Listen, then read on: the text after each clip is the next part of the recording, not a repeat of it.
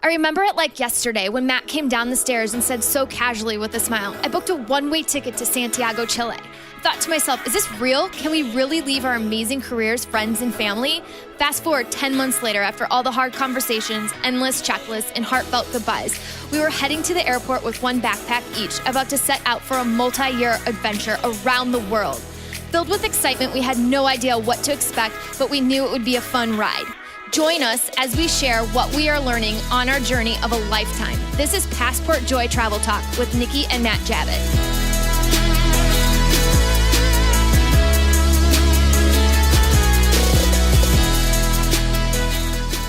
All right, here we are, 26 episodes in, which means half a year. Can't believe we made it. It's awesome. It's been week by week out of crazy locations. And we've stuck to it, and we're pretty happy about that. So it's kind of a celebratory episode, if you will. And it's cool. We're here in Tokyo, Japan. I am Matt Javitt, along with Nikki Javitt. Hey. And we are a traveling couple that are trying to bring you advice, information, tools, and tips on how to travel better and just share our life experience as well as we're out on the road. And it's been fun. We're going to talk about, kind of give an update in this episode of the last week. And because it was a different week to travel to 3 continents. No, not necessarily, not continents, but 3 wide ranging areas. And if you hear some background, we've got like I said, we're in Tokyo. We've got some police activity, sounds like, behind us. But we're going to talk through long layovers and basically went from Switzerland to Estonia, stopped over in Copenhagen and then Qatar in the Middle East, and then ended up in Tokyo. So we're going to walk through that whole process in today's episode. But before we do that, we're having more and more followers join. And I just want to go through the kind of our path over the last year and a half of our travel. We didn't start the podcast until we were a year into our travel. And so the podcast we've been documenting over the last 6 months, and now we're right at a year and a half into our journey. And just to get those up to speed, I've talked about it before, but a great way to see a lot, if you want to see this on the passportjoy.com website, is you just go to the Journey So Far tab that runs you through month by month, country by country, and the places we've been. But at a very high level, what we did is February 21st, when we made the decision, obviously, to leave, we left out of Indianapolis, Indiana, took our one-way ticket to Santiago, Chile to begin our journey. And from there, we spent about 5 weeks in Chile, went down to Argentina, to the very tip of the southernmost point of South America. We're down there, I guess it's Patagonia, for a few days, and then saw Chile for about 5 weeks, different parts of Chile along the coast, and then ended up in one of Nikki's favorite places so far on a journey, San Pedro de Atacama, where it has the most unique views. And we haven't done a podcast yet on San Pedro. We plan to, over the next month or so, reflect back on Chile and give those highlights, because people have been asking us. We've actually talked about San Pedro on other podcasts where we've been interviewed, but we haven't talked about it yet on our podcast. We're gonna do that, because it was just like walking on the moon, and it was just unbelievable. And then from there we went up to we knocked out our first workaway as well in Chile, which was awesome, in Antofagasta, and we still have a great friend that she has since moved to Australia that helped us with that workaway.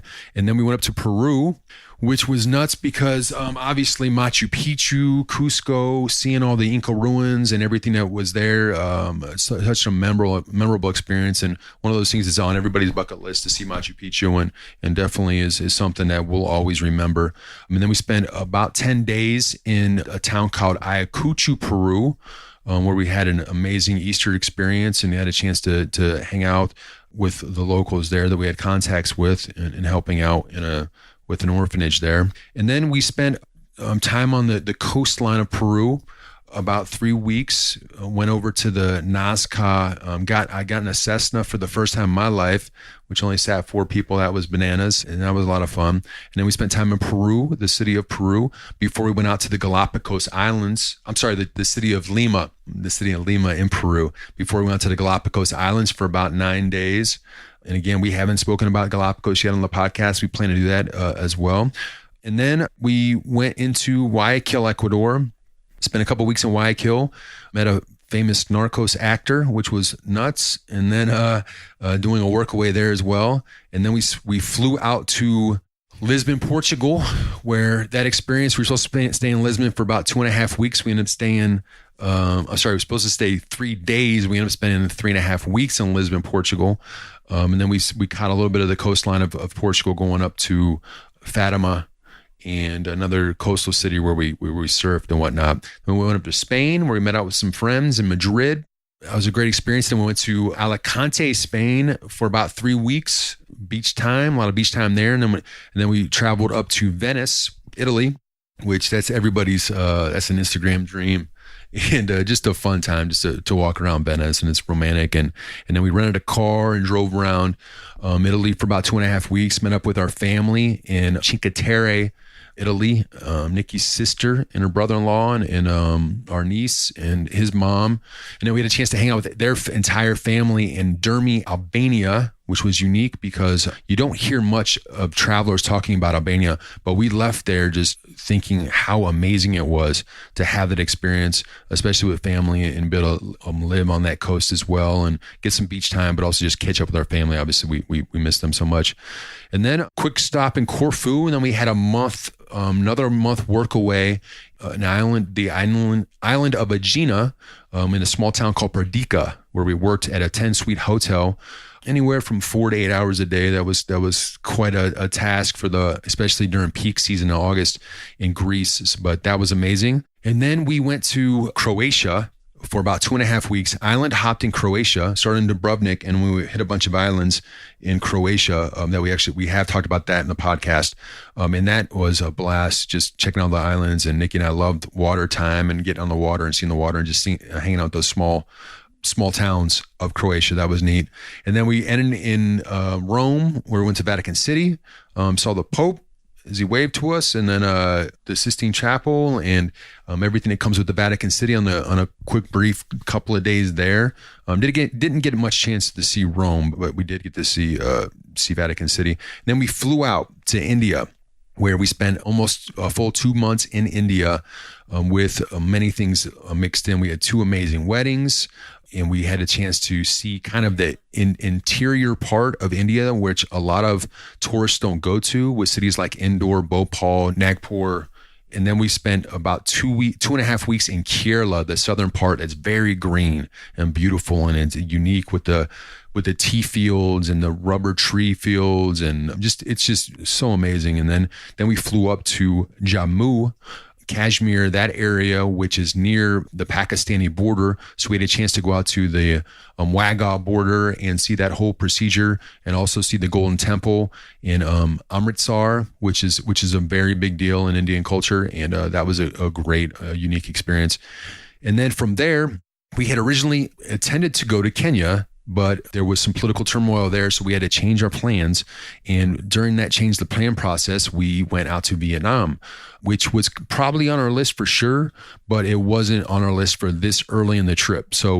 But we flew out to Vietnam, and that was just a delight and just a surprise at how amazing it was, and just a shocker. We loved it. We loved it so much, and it's become a highlight of our journey so far, with cities like Hanoi and Nha Trang, Da Nang, and Ho Chi Minh City, or they also called Saigon. So we spent a month there. That was our allowed 30 days at that time. And then we went to, had a quick layover in Thailand before we spent 3 months in South Africa, where we wanted to spend the holidays in South Africa. So at this time, this was Christmas of last year and New Year's. So we had a chance to spend time in Cape Town for about 2 weeks, a small town called Muizenberg, which is right near Cape Town.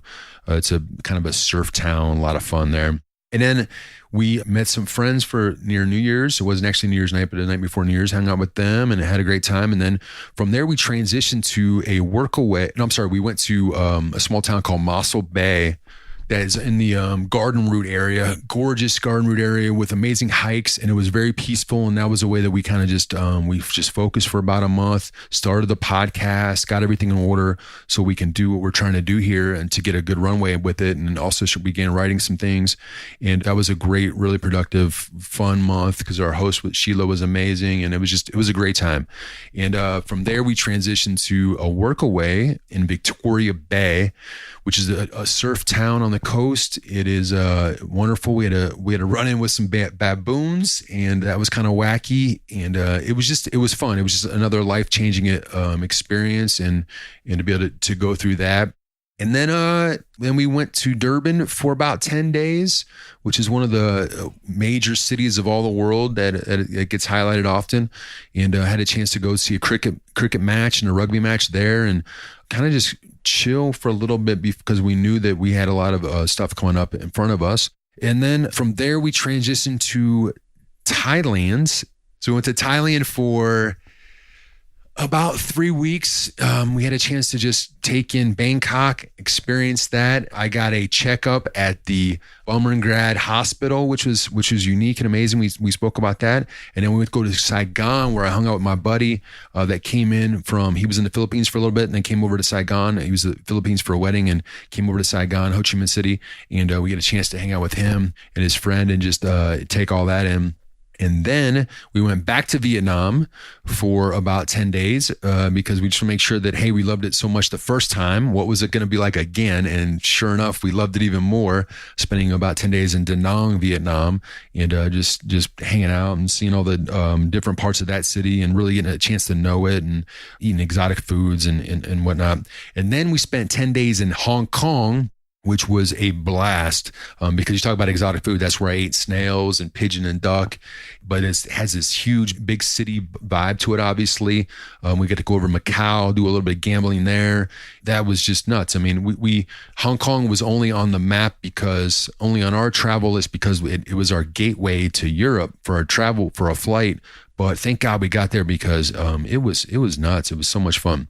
And then we flew into Germany. So then it started our European travels, which we just wrapped up. So at this point of the game, this is April 2018. So we started in February 2017. Now we're April 2018. And we started in Munich, Germany, where we spent time with two friends that we met in Greece the year prior, and had a chance to do their spring Oktoberfest, hang out with them, see all their beautiful parks, and just walk around their town. It was so safe and so pretty.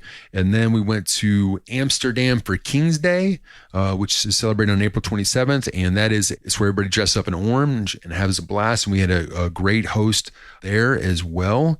Lois, an old friend of ours, took us around the city, and that was an awesome time.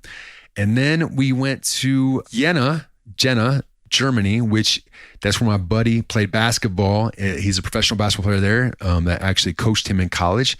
We had a chance to see him there, and that was a lot of fun. And then we went to Nikki's mega fun because this is pretty long, but went to Prague. And when we jumped our tour, we went to Prague, Vienna, Budapest, and then we hooked up with our friends in Sicily for 10 days where we jumped around the island there and seen all the beauty there in that location.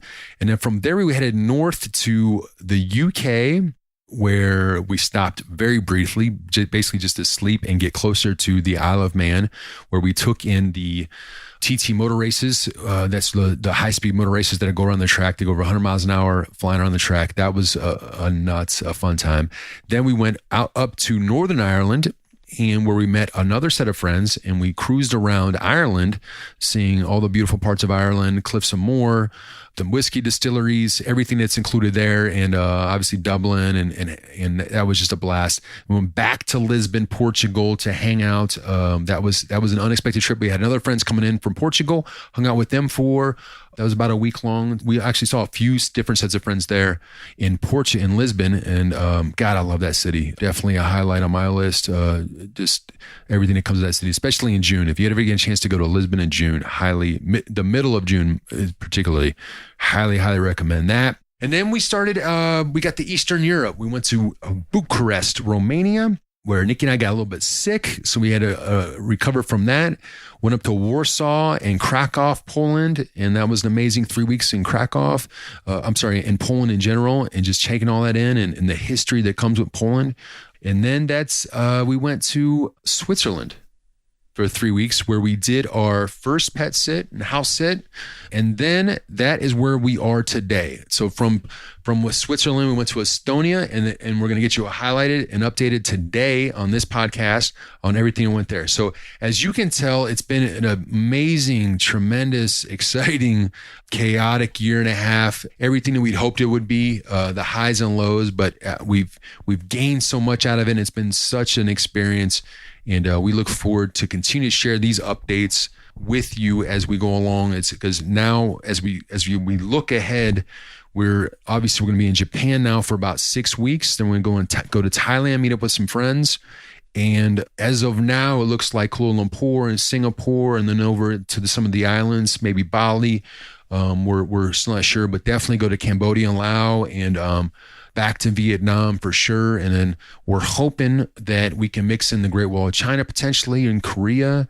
We got some things there, and then eventually Australia, New Zealand, and back home by May to the States in May. So that'll be the journey. I'm sure there'll be things popping up as we have other friends, hopefully, that say, hey, we're coming here at this point. Do you guys want to meet up and things like that? But we'll see. We'll see what happens and see what the road takes us. So that is the update for 26 episodes. Again, stay tuned. We're about to talk about the exciting, crazy about last week ahead. And as always, you can find all this mapped out really nice at the Journey So Far tab at passportjoy.com. And also, please sign up for the newsletter there. We send a newsletter every Thursday that gives the highlights, just like highlights like this, like the things that we're doing that we can't cover in the podcast week by week. And that is it. If you can just follow along at passportjoy.com, we appreciate it, and we will catch up soon.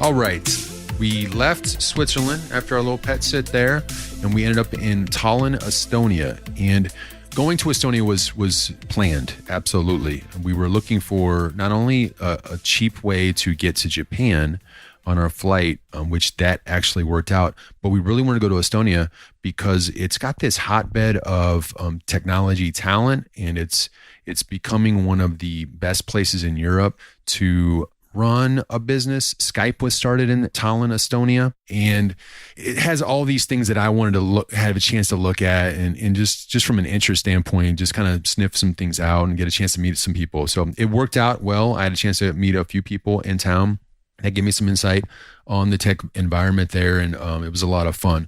But overall, Tallinn, Estonia is probably not one of those places that is high on a lot of people's bucket list, but it was nice. It's kind of had this like medieval feel to it, but very like you could feel the growth and intensity picking up. They had a lot of boats, these massive, what are they called? The people that bring in like all the guests from Helsinki.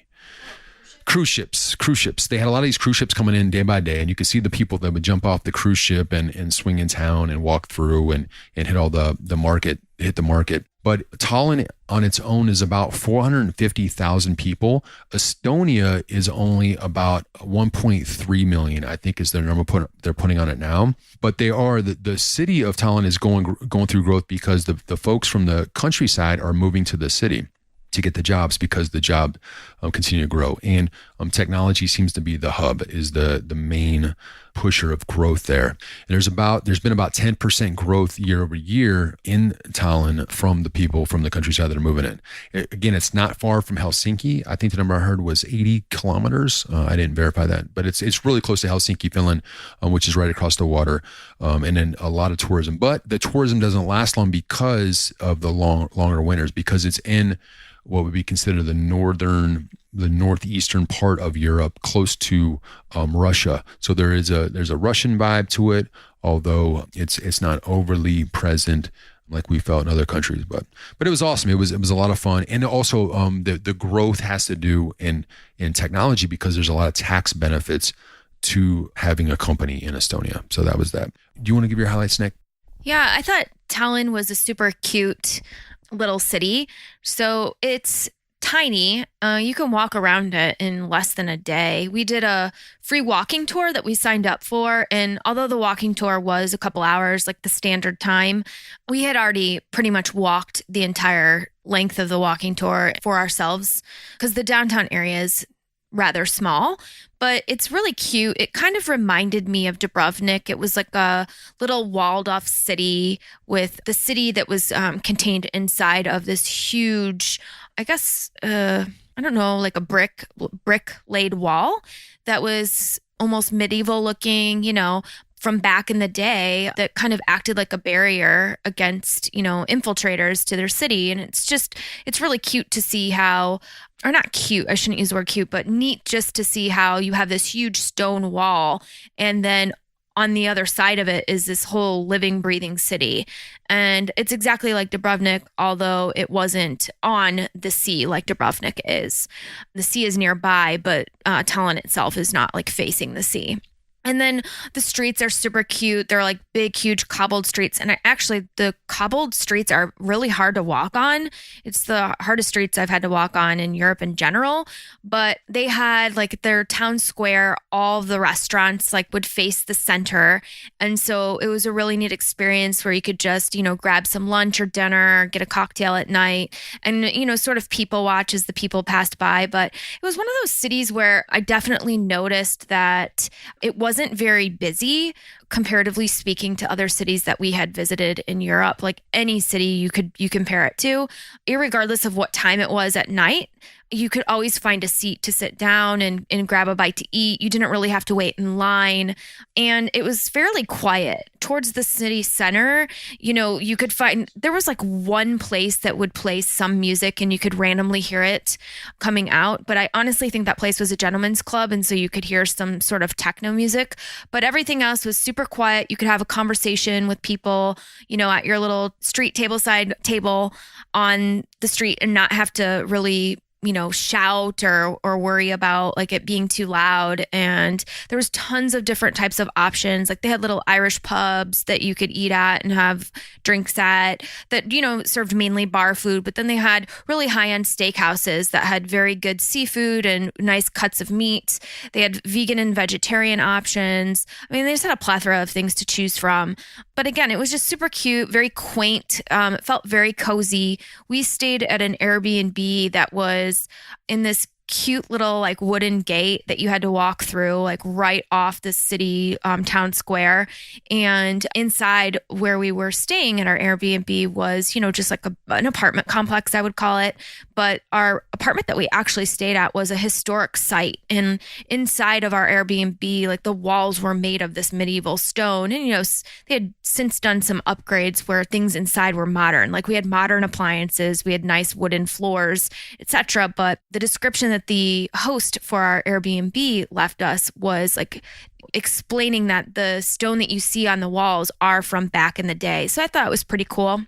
Yeah, it was just really a different overall feel for me. And I definitely noticed that in this city, as opposed to all the other European cities that we visited. It was just more quaint and a slower pace. Yeah, and it was wild because they had these big lookout points that from centuries ago, where it seemed like they were scattered in the city. Maybe there's just one. I don't know. But it seemed like there was definitely more than one of these massive lookout points for, I guess, soldiers or whatnot. But then underneath the city, they had multiple levels Nicky and I didn't take advantage of it, but they were underground tunnels all throughout the city that they would do like from the medieval times type stuff that you can go on these tours. I think that it was like 16 euros a piece to go on these tours, but we didn't end up doing it. Just because I'm not sure if we weren't interested, but we never really talked about it. We just didn't find a reason to go. Yeah, they had these tours that you would see that they would advertise, like little kids standing outside with, honestly, they had hoods over their head, like these red hoods with the slits cut out for their eyes. It looks kind of creepy. And they were advertising for like torture chamber museums. And so I don't know like the whole history behind it. I didn't look it up or whatever, but apparently there's museums that you can go and visit and go to these dungeon-like places that people used as torture chambers back in the day. And it's just not like really up my alley to do something like that. So we didn't partake in those. But on our free walking tour, where there were like these things that would look like castles, like Rapunzel would let her hair down type things. They were huge, these massive structures where you would see almost like an adobe kind of clay-like building structure. And there would be no windows except for one window super high up at the very top of the building. And it was a lookout point, essentially. I mean, there's no other use for that window other than that. And our tour guide told us, she said, underneath the building, several feet within the ground, are tunnels that they would use to like go from place, point A to point B, and that you could actually book a separate tour to go in these underground tunnels, and that it was significantly lower, and that you would actually have to wear different clothing because it was fairly warm. I would say it was probably 30 degrees Celsius when we were there. So summer clothes. But she said if you were to book a tour like this, that underground, the tunnels are so low that you have to wear like a light jacket because of the ambient temperature downstairs underneath these buildings was much cooler. Yeah. And that's the reason for like all these structures and military-esque type foundation is because they were constantly getting attacked over the years from either Russia or Poland, really every and then from the north it'd be like Norway. So they were always kind of defending themselves over time. And again, this is one of those countries that is not old at all. I think it was less than 30 years old since it's got its true independence for the first time. So it's cool. And now they're in this massive, they're doing some creative things to get growth from they do these, there's an e-residency program where you can become a virtual resident so people can set up businesses there and whatnot. And then we did have one day where I used meetup.com. I talk about Meetup all the time to meet locals. And in this case, I met he was an engineer, he's a really computer genius. From everything he's doing in online and everything that from a business savvy standpoint,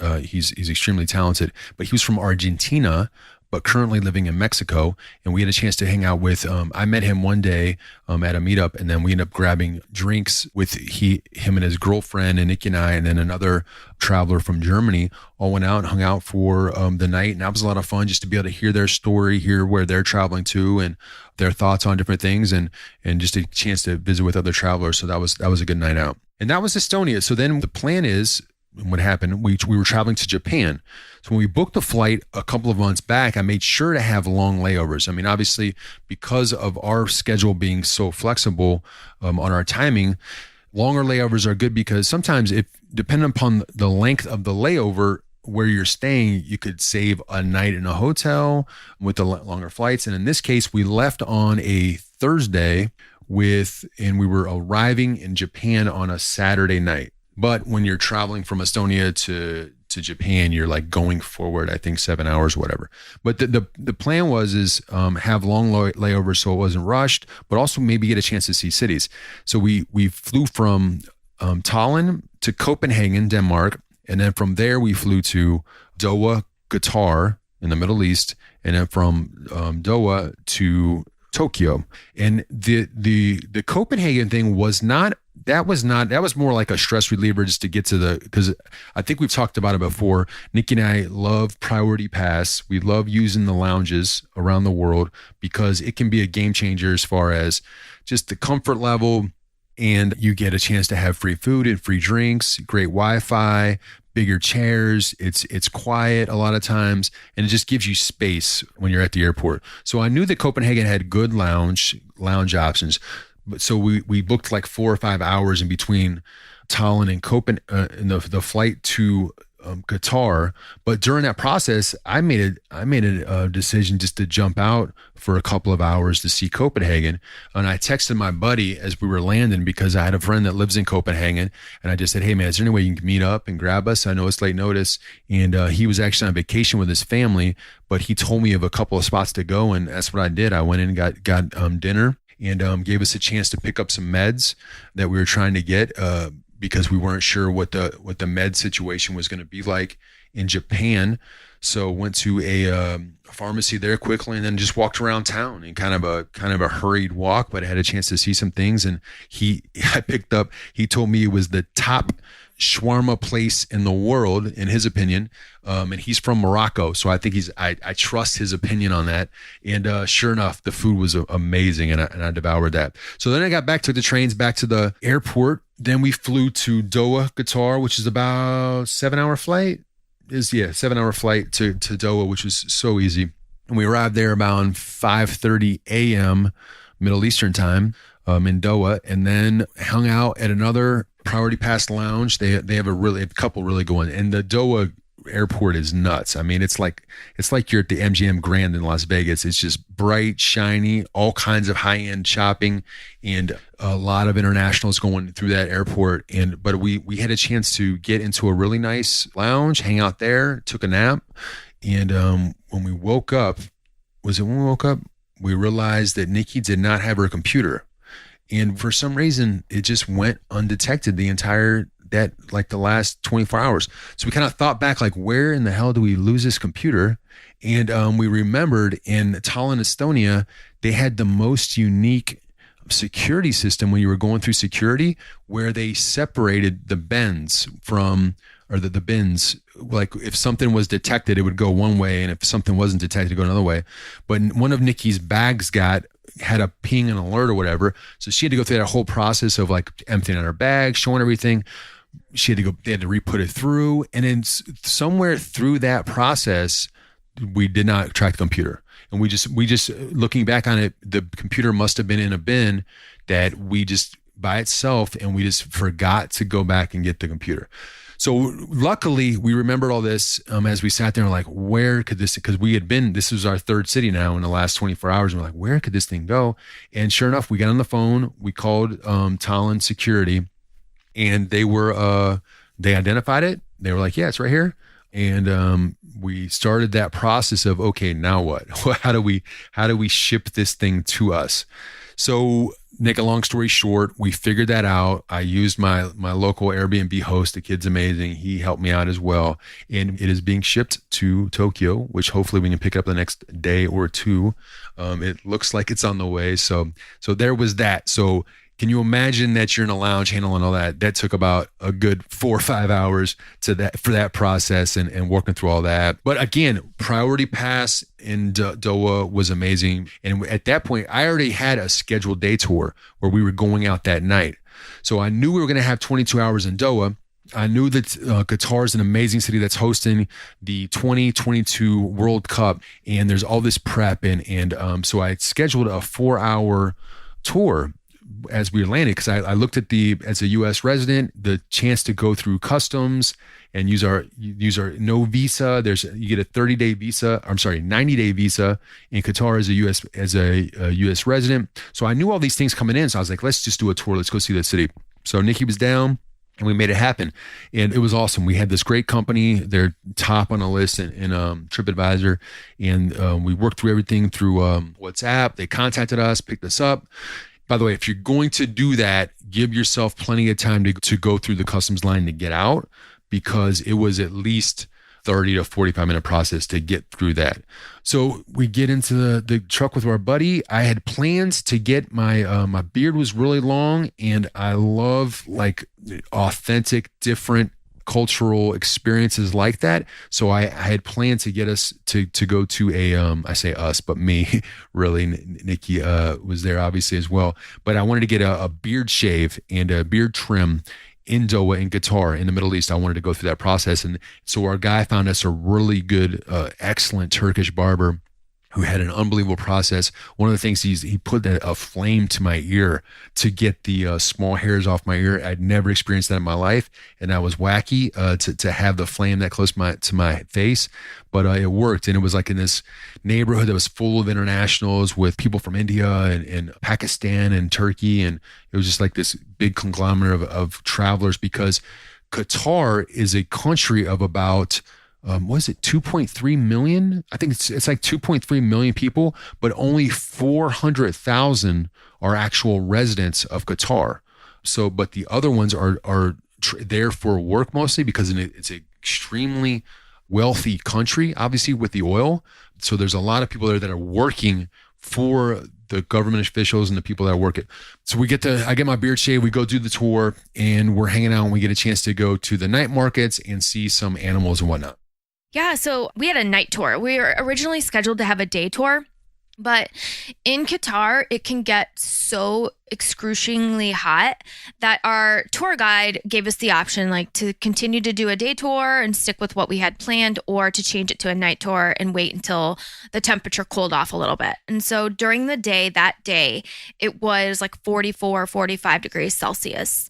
And we decided, well, we'll just take his word for it and, count on the fact that if we wait and do a night tour, it's going to be just as good and we won't be, like sweating our butts off.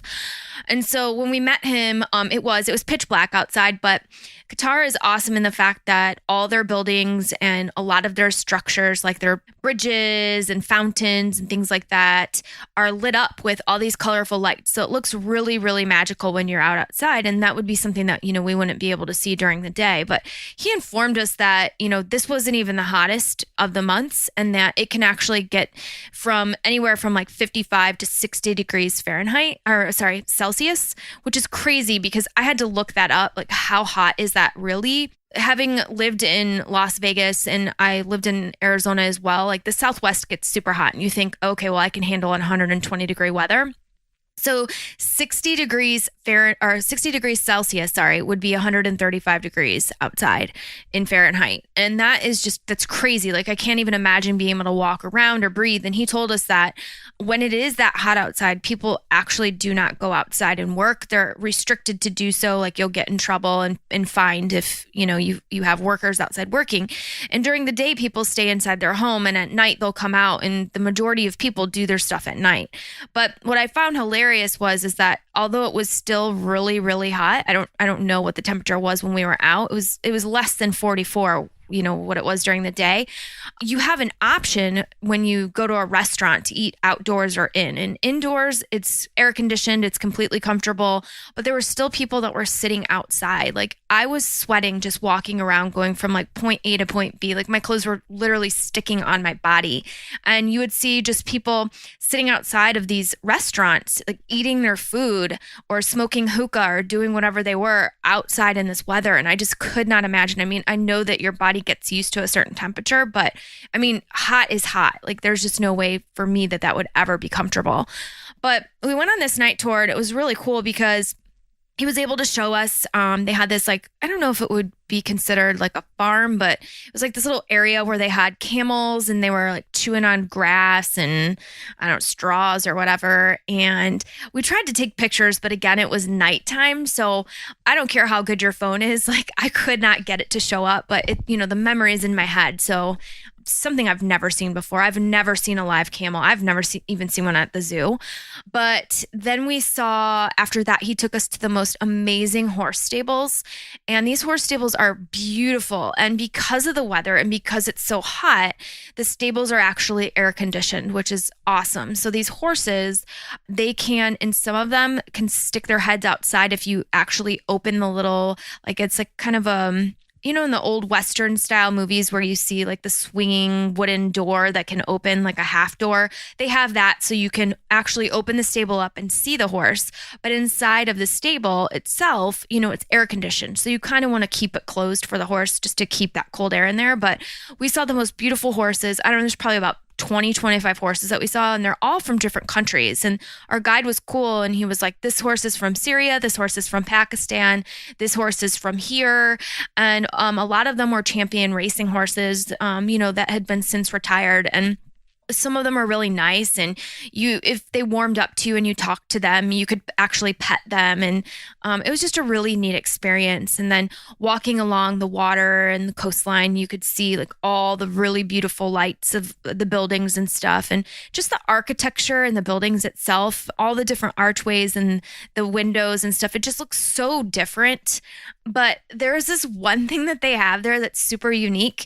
So in Qatar, a lot of people that can afford it, they buy pet falcons, and they have these falcons in their home, just like we would have, I guess, a pet cat or a pet dog. And then they treat it like a pet. And I'm not sure, but from what we saw is that, you can buy these little stands for them and they would stand on this stand. But they have these shops specific to these falcons where they are making, I guess, these little helmets for them out of like handmade leather helmets. But what the helmets do is they go over their head and they blind the falcon. So the falcon can't see. And that's really its training cap, so to speak, because, like a falcon in general is a wild animal. It's a bird and it doesn't want to be domesticated. So in order to domesticate it, we were told that you have to put this helmet on it because it doesn't know that you want it to stand on this perch or this stand. And so its reaction would be to fly away, or it's a bird of prey. So it wants to get up and fly and try to find a field mouse or something to eat. So they have these little tiny chains that are connected to its feet, and then it stands on the perch, and then that chain is then chained to the perch. And then these birds are on the perch so that when they try to fly away, they don't. And then they get fed water. They have these water bottles that they spray water directly into their mouth. They're in air-conditioned facilities. And I don't know what other form of food they feed them because we were not told that. But they have these little helmets on their head. And they can't see. And during this time, it's supposed to like keep them calm. So when they're learning how to stand on this perch for their owner who purchases them, they know not to fly around. And just for me, it was just like something different, and I don't want to knock anyone's culture. I don't want to speak poorly of it because I'm an animal lover and I tend to like make things out of nothing and make a bigger deal out of it than it is. And Matt was trying to explain to me, these people in Qatar probably think that we're crazy for having domesticated cats or domesticated dogs in our homes in the way that we treat animals too. I mean, I did create we have birds in cages in America, and we have dogs in crates when we go to work, and we put dogs in kennels when we go on vacations. So for me, it was just something different to see. And they actually had this hospital called a Falcon Hospital. And it was literally mind-blowing to me. So this hospital did not take care of anything other than falcons. Just imagine going to a hospital and everything that you would see in a hospital was done for falcons only. So they had a floor for microbiology, a floor for x-ray, a floor for specimens, a floor for, you name it. They had a pharmacy for falcons, and all of these different wings, like they had an intensive care unit for falcons in case they got sick. They had surgery rooms for falcons in case the falcons needed surgery. You name it. If it's in a human hospital, they had it, the same wing, but it was just dedicated solely to falcons. And so they clearly love their falcons and care for their falcons deeply. But for me, it was just something weird. And I think the thing that disturbed me the most was, I think, the little hat that they put on their head and they couldn't see. But I'm just like an animal lover and I hate that kind of stuff. So I would never buy a falcon. But yeah, it was awesome just to see a different culture and how like the Qatari just differ from us. And I really, really, really enjoyed it. I hope to go back there and spend more time, because just having only spent like a night there for me was not enough. And I feel like there was so much more we could have seen, because again, like Matt said, our tour was only 4 hours long. And the only thing we really did was we ate amazing food at this restaurant. It was sort of Middle Eastern, vegetarian for me. And then Matt and our tour guide ate like a grilled meats sort of dish. And then I had some like hummus and pita, some fresh salad, and baba ganoush and eggplant. It was really, really fresh and so good. One of my like best meals I've had in the past couple weeks. Yeah, and they have really good they had really good like spicy chili sauce that we put on our stuff. So we did that. We saw the animals, the camels and the horses and the falcons, and we got to just basically walk around the city. And the one thing I did want to highlight about their city is it is so clean.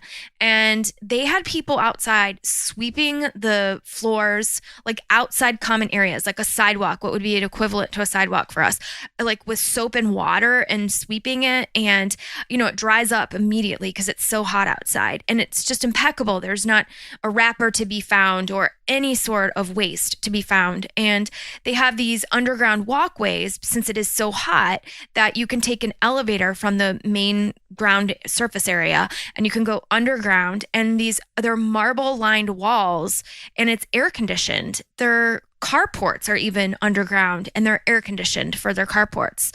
And it's just very elaborate and flashy. And I've never been to a place like Abu Dhabi, so I didn't see anything like gold lined buildings or anything like that. But everything else was very flashy, very clean, made of marble, very grandiose. And I really, really enjoyed it there.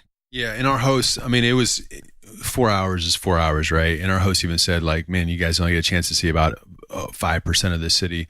And but the 5% that we saw, we were extremely impressed, and it was a lot of fun because we had a chance to go to it seemed extremely safe as well in the areas that we were in. But to be able to go to a neighborhood, because where I got my Turkish haircut, that was like a authentic neighborhood, and it was still extremely clean. There was a lot more foot traffic there than when we went later, because it was very much a more neighborhoody vibe. And then we went to the more of the touristy area. It was more like night markety. It was built for tourism.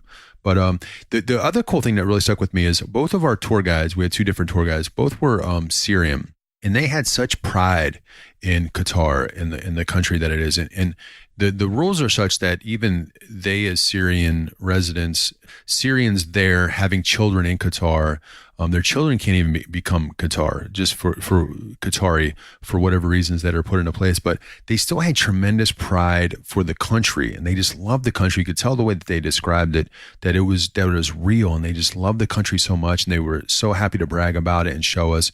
And they understand that the World Cup is going to be a really big deal and to put them on the map globally. And then the love they had for their prince, who's a young leader in his mid-30s.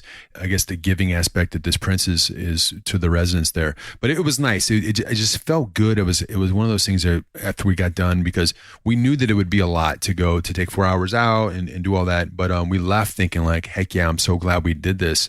It really was an experience that we were happy to do. So highly recommend. If you can get, I think you could probably do it in an 8-hour window through Doha. If you had anywhere between 6 to 8 hours as a window, probably 8. You probably want to, if 6 would probably make you a little bit nervous, but yeah, because if you had 8 hours between flights in Doha, I would definitely look into it. And we'll have the links in the show notes to schedule that out. And by the way, Qatar Airways has this. They have it as part of as an option.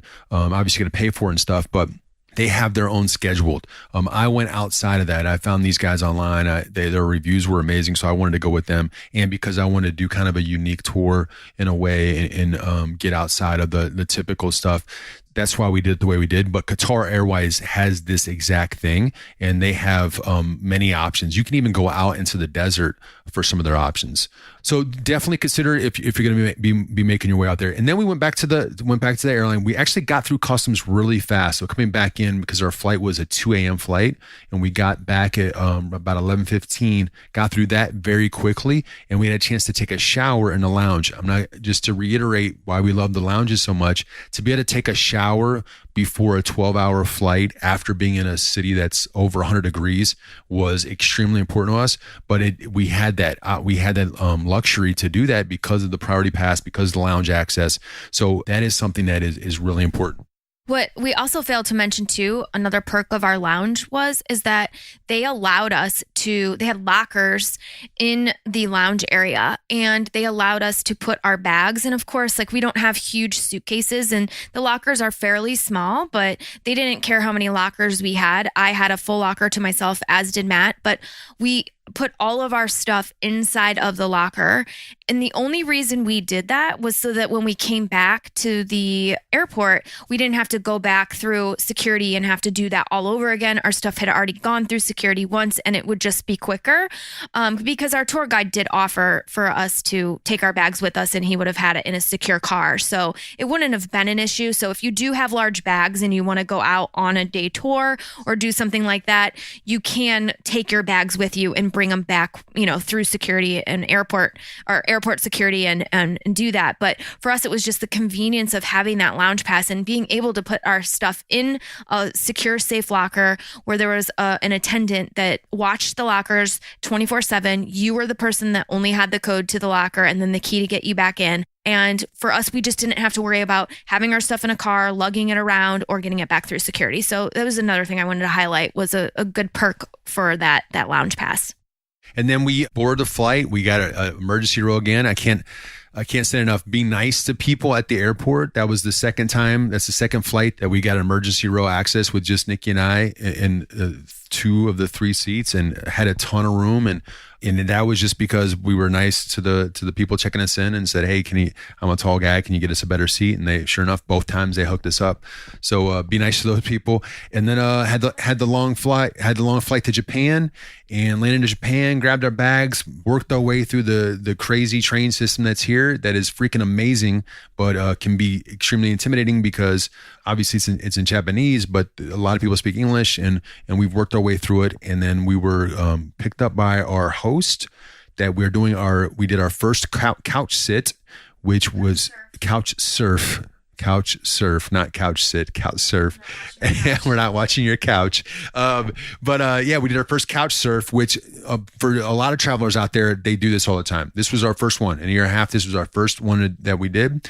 And it was twofold. It was because we wanted to save a little bit of money on our first day, but it was also so we could meet somebody right away in Tokyo that could give us tips and ways to do it. And that has paid off tremendously. We had dinner last night with him and his friend, and who's another tour guide, and they gave us the ins and outs and made us feel a lot more comfortable about some of the customs.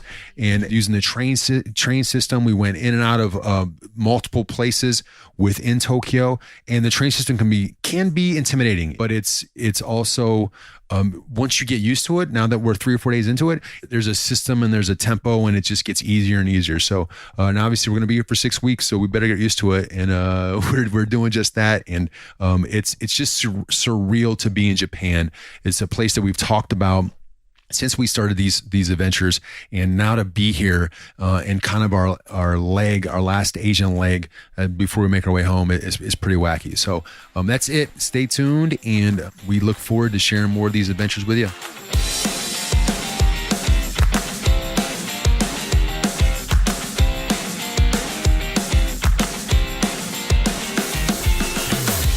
While traveling abroad can be exciting, there are unfortunately times when we have to think about the unpleasant what-ifs that may occur that could ruin our wandering adventures around the world. Like, what if I get injured or sick abroad? What if my luggage is lost or stolen? What if my trip has to be canceled or interrupted? So prior to leaving the United States back in February of 2017, I did extensive research on many travel insurance companies online so that I could get the most comprehensive travel insurance plan that would provide the most benefits for both Matt and I. We decided to go with 7 Corners. 7 Corners offers customizable travel insurance plans to travelers all over the world.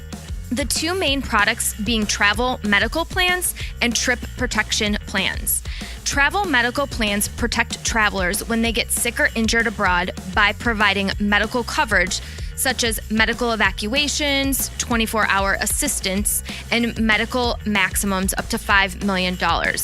Their trip protection plans protect the cost and expenses of your trip in case you have to cancel, you have a trip interruption, or delay your travels, as well as provide coverage for delayed, lost, or damaged luggage. So you can sign up today for all your travel medical plans or trip protection plans at passportjoy.com/insurance. Again, that's passportjoy.com/insurance. All right, let's be real. Guys don't talk about underwear unless it's a problem or they're having some sort of issue. So that's why I haven't talked about mine. But since you asked, I wear Tommy John underwear. I wore it before we left, and I bought 7 pair, 1 a day, makes sense, right? Before we hit the road full time. And I'll tell you, it was a great decision. Tommy John is a revolutionary men's underwear brand that is redefining comfort. It's the perfect underwear to keep you comfortable no matter where we travel. I wore them climbing up Machu Picchu, on this crazy scooter rides of the streets of Ho Chi Minh City, and when I was playing hoops with those kids in Kerala, India. They never rode up because they have the innovative design and proprietary fabrics to make sure that the legs never ride up, the waistband never rolls down, and you never get a wedgie because everybody's worried about that. And their horizontal quick draw fly has been described as life-changing. It is, I promise you, because of the crazy situations we have on the road with the toilets sometimes we see. It is a game changer. Plus, all the Tommy John underwear is backed by best pair you'll ever wear, or it's free guarantee. So if you don't love them, you can get your money back from Tommy John. But I've never had that problem. Like I said, I had a ton before I left, and I bought 7 pair before I hit the road.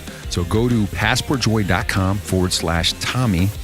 Again, passportjoy.com/Tommy to find their latest styles and great deals. If you want the best underwear you can have, whether at home or traveling, any time of the day.